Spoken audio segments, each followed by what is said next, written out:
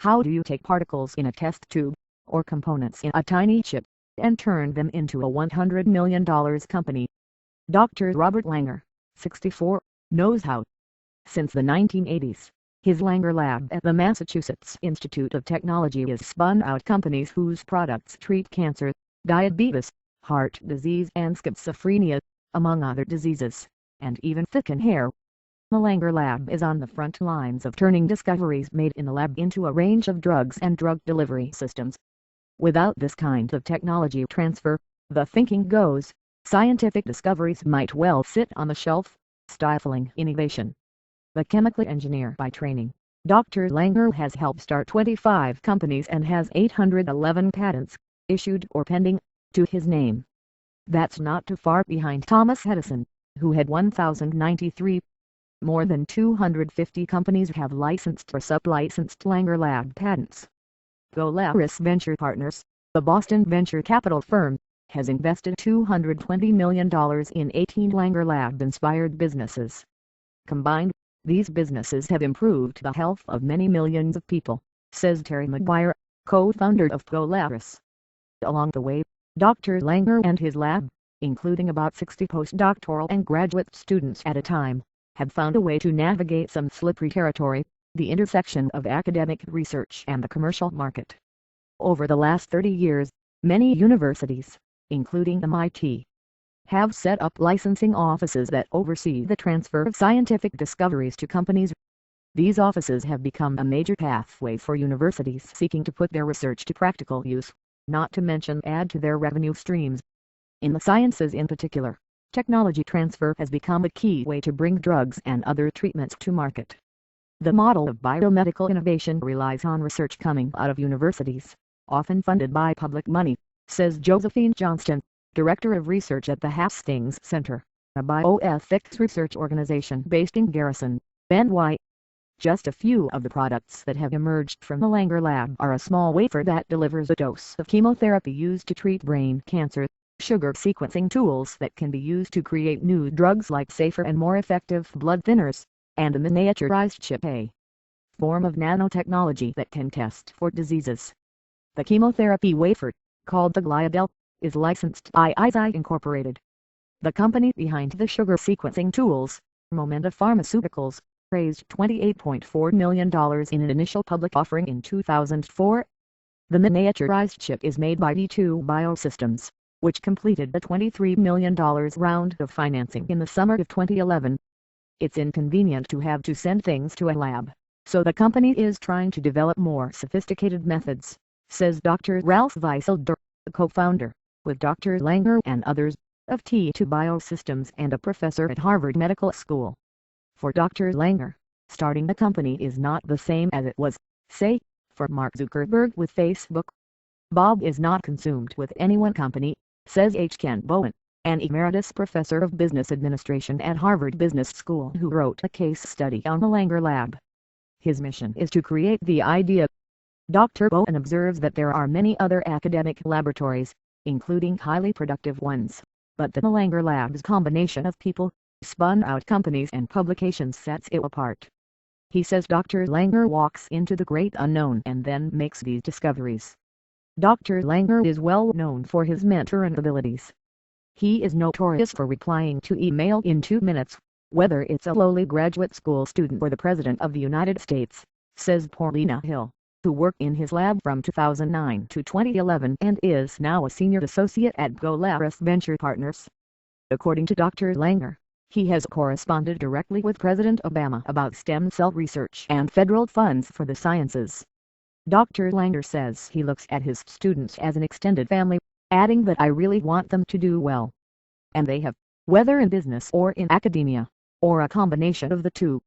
One former student, Ramses Sekaran, helped found Momenta and now runs his own lab at M.I.T. Ganesh Venkataraman Kondyan is Momenta's Chief Scientific Officer and Senior Vice President for Research. Hudeng Chan is Vice President of Research at Kala Pharmaceuticals. Howard Bernstein is Chief Scientific Officer at Seventh Sense Biosystems, the blood testing company. Still others have taken jobs in the law or in government. Dr. Langer says he spends about 8 hours a week working on companies that come out of his lab. Of the 25 that he helped start, he serves on the boards of 12 and is an informal advisor to 4. All of his entrepreneurial activity, which includes some equity stakes, has made him a millionaire. But he says he is mainly motivated by a desire to improve people's health. Operating from the 6th floor of the David H. Koch Institute for Integrative Cancer Research on the MIT campus in Cambridge, Mass., Dr. Langer's lab has a research budget of more than $10 million for 2012, coming mostly from federal sources. The research in labs like Dr. Langer's is eyed closely by pharmaceutical companies. While drug companies employ huge research and development teams, they may not be as freewheeling and nimble, Dr. Langer says. The basis for many long-range discoveries has come out of academia, including gene therapy, gene sequencing and tissue engineering, he says. He has served as a consultant to pharmaceutical companies. Their large size, he says, can end up being an impediment. Very often when you are going for real innovation, he says, you have to go against prevailing wisdom. And it's hard to go against prevailing wisdom when there are people who have been there for a long time and you have some vice president who says, no, that doesn't make sense.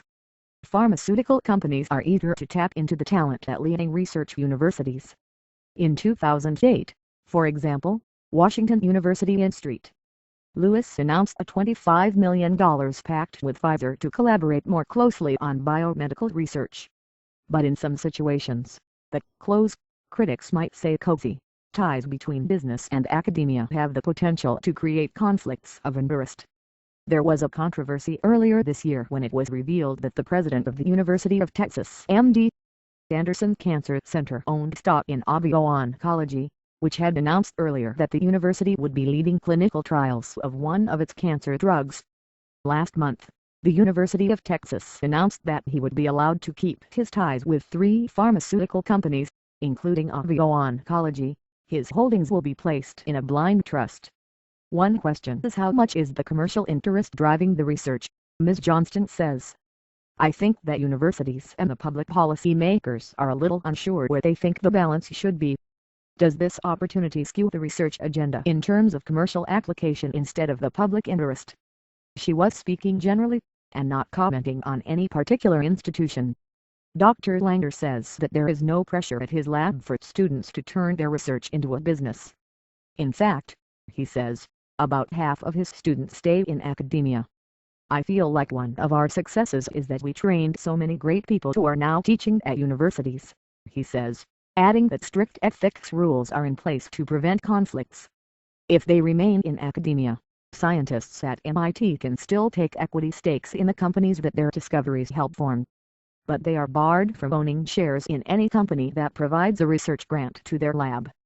They also cannot be executives of a company, although they can serve as paid advisors. One issue at the crux of technology transfer is, how do universities protect the public good? MIT always reserves rights for all non-profit institutions, non-commercial research and education, says Leighton Elson, director of M.I.T.'s Technology Licensing Office, who has helped the Langer Lab file for hundreds of patents, close to 80% of which have been approved. As an example, a controlled-release polio vaccine developed in the Langer Lab was financed by the Bill and Melinda Gates Foundation for use in the developing world.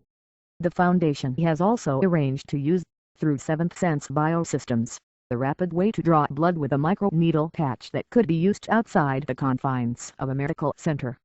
The approach is still in human trials.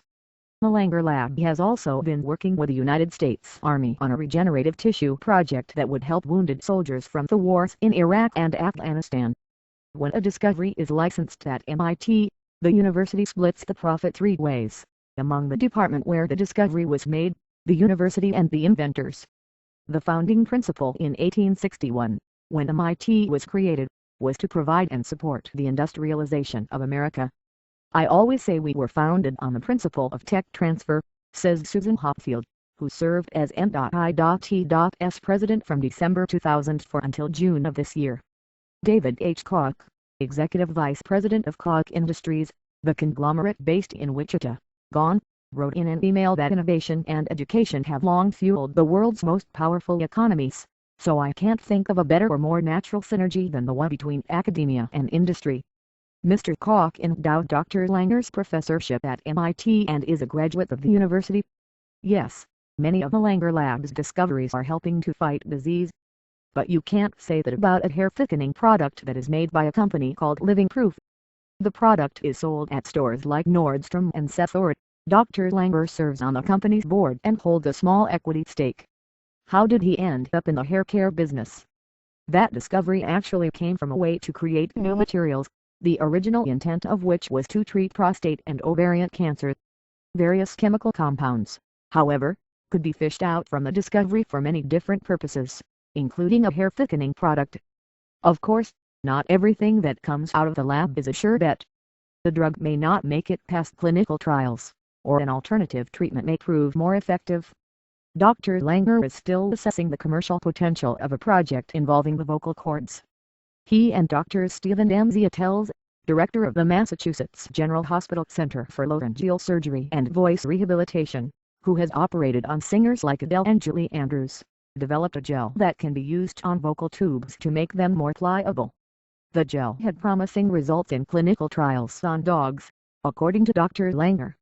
I don't know if it's a company, though, he says. But he favors the kind of research that takes chances. As Drive Bowen of Harvard says of Dr. Langer's students, they all come away thinking nothing is impossible.